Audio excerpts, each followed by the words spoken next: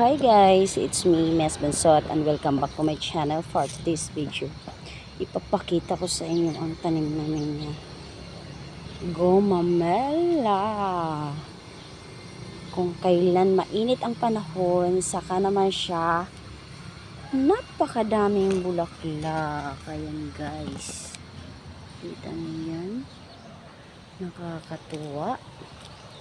Sa mga bulaklak lovers dyan, alam ko natutuwa kayo kapag makita nyo ang mga halaman na maraming bulaklak. Ayan guys.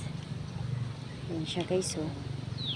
Malapit kasi siya dito sa may sapa. Pero pag yan ang sapa na yan, pag bumaha guys, abot ito.